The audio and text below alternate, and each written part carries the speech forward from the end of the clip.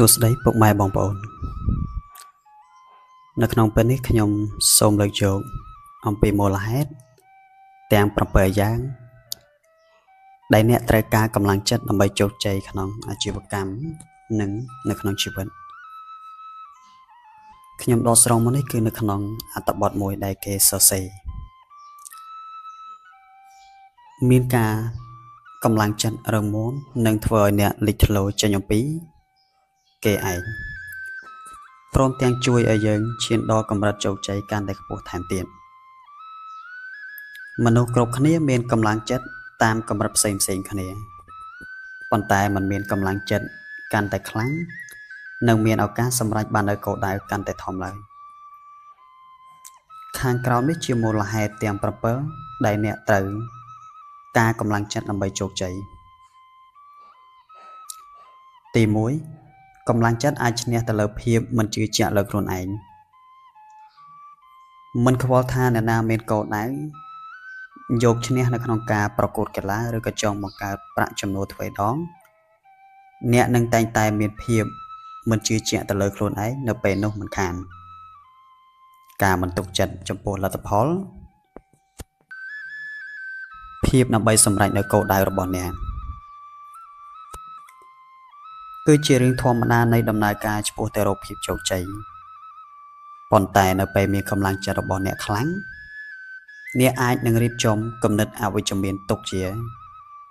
ដោយឡែកដើម្បីបន្តដំណើរឆ្ពោះទៅរកគោលដៅនិងបង្កើតទំនុកចិត្តទី2កម្លាំងចិត្តរក្សាការលើកទឹកចិត្តជារឿងងាយស្រួលទេដែលអ្នកអាចរកឃើញគោលដៅនៅក្នុងចិត្តបាន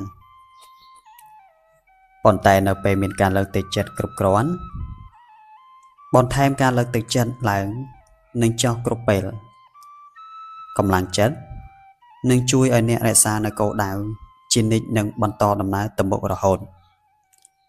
បើទោះបីមានថ្ងៃខ្លះมันមានអារម្មណ៍ថាចង់ទៅឲ្យដល់គោលដៅក៏ដោយអ្នកនឹងមានសមត្ថភាពអាចជីកកាន់តែជ្រៅនិងរកឃើញកម្លាំងចិត្តដែលអ្នកត្រូវការនៅពេលនៅឆ្ងាយបាក់ទឹកចិត្តនិងបាត់ឆន្ទៈទី3កម្លាំងចិត្តជួយអ្នកច្រានចោលនៅដំបូន្មានមិនល្អទោះជាចង់ផ្គាប់ចិត្តអ្នកដទៃឬចង់បង្ហាញគេថាខុសក៏ដោយគំនិតយោបល់របស់អ្នកដទៃអាចធ្វើឲ្យជន់លិចគំនិតរបស់អ្នកបានយ៉ាងងាយកម្លាំងចិត្តនឹងជួយឲ្យច្រានចោលនៅការរិះគន់គ្មានប្រយោជន៍និងដំបូន្មានអាក្រក់ពីមនុស្សជុំវិញខ្លួនបានការធ្វើឲ្យខ្លួនឯងរឹងមាំនឹងជួយឲ្យអ្នករក្សាបាននូវគុណធម៌របស់អ្នកនិងផ្ដោតទៅលើការសម្រេចចិត្តល្អដោយមិនខ្វល់ចំពោះយោបល់ពីមនុស្សជុំវិញខ្លួនឡើយចំណុចទី4កម្លាំងចិត្តជួយឲ្យអ្នករៀនអំពីកំហុសបានការលាក់បាំងកំហុសឬការបង្កើតលេសចំពោះការធ្លាស់ធ្លោយរបស់អ្នកបង្កើតឱកាសដែលអ្នកបង្កើតកំហុសទាំងនោះបានឡើយកម្លាំងចិត្តជួយឲ្យអ្នកទទួលការខុសត្រូវយ៉ាងថ្លៃថ្នូរដែលធ្វើឲ្យរៀនយ៉ាងល្អពិតប្រាកដអំពីកំហុសរបស់អ្នកពេលរៀនម្ដងអ្នកនឹងឈានមួយជំហានទៀតទៅជិតគោលដៅរបស់អ្នក5កម្លាំងចិត្តផ្ដល់នូវការលើកទឹកចិត្តដើម្បីប្រឈមទៅនឹងការភាពភ័យខ្លាចរបស់អ្នក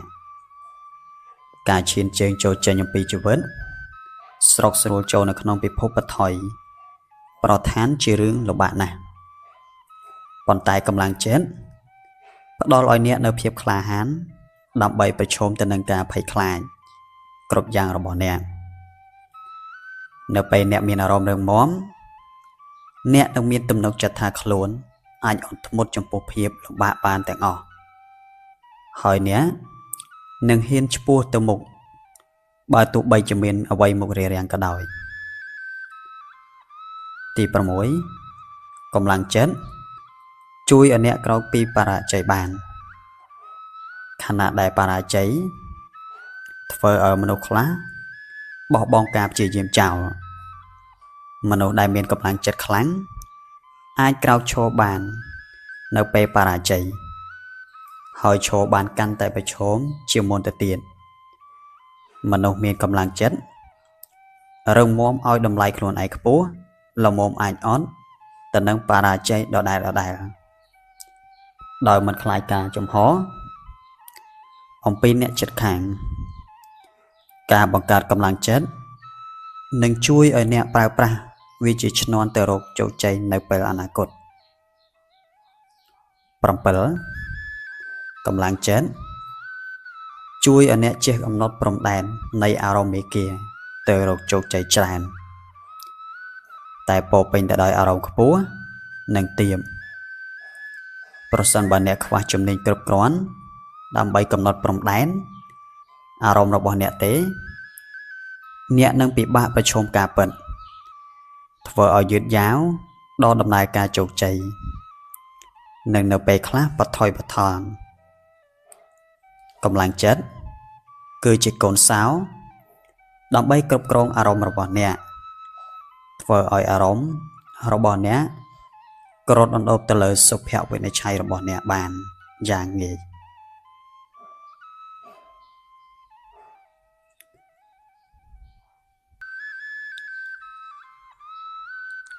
នៅក្នុងរូបរាងកាយយ៉ាងនេះមានកម្លាំងចិត្ត2កម្លាំងចិត្តនិងកម្លាំងកាយកម្លាំងទាំងពីរនេះមានមុខងារខុសគ្នា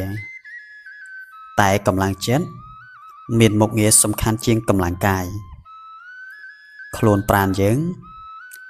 ត្រូវការកម្លាំងចិត្តណាស់បើកាលណាអស់កម្លាំងចិត្តហើយក្តីសង្ឃឹមក៏អស់នៅពេលនោះដែរកម្លាំងចិត្តនេះមានសារៈសំខាន់បំផុតយើងតែងតែនិយាយខ្លួនឯងឬឮគេនិយាយថាបើអស់កម្លាំងចិត្តហើយរោគកិច្ចការអ្វីក៏មិនកើតដែរតែព្រោះតែបាក់ទឹកចិត្តយើងធ្លាប់ឮធ្លាប់ឃើញហើយអ្នកដែលធ្វើអត្តឃាតភាគច្រើនជាអ្នកដែលអស់កម្លាំងចិត្តនៅក្នុងការតស៊ូនៅក្នុងជីវិតបើទោះជាបុគ្គលនោះជាមនុស្សមានសុខភាពល្អមានកម្លាំងពលៈមាំមួនក៏ដោយព្រះបរមសាស្តាទ្រង់ត្រាស់ញៀនឃើញនៅសារប្រយោជន៍នៃកម្លាំងចិត្តដែលមានមុខងារសំខាន់នៅក្នុងជីវិតជាពិសេសចំពោះអ្នកដឹកនាំដែលត្រូវទទួលភារកិច្ចធ្ងន់នៅក្នុងការគ្រប់គ្រង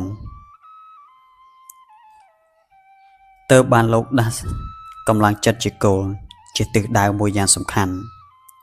នៅក្នុងចំណោមនៅមេគាគោលធម៌ទាំង10នៃទស្សពិតអរិយធម៌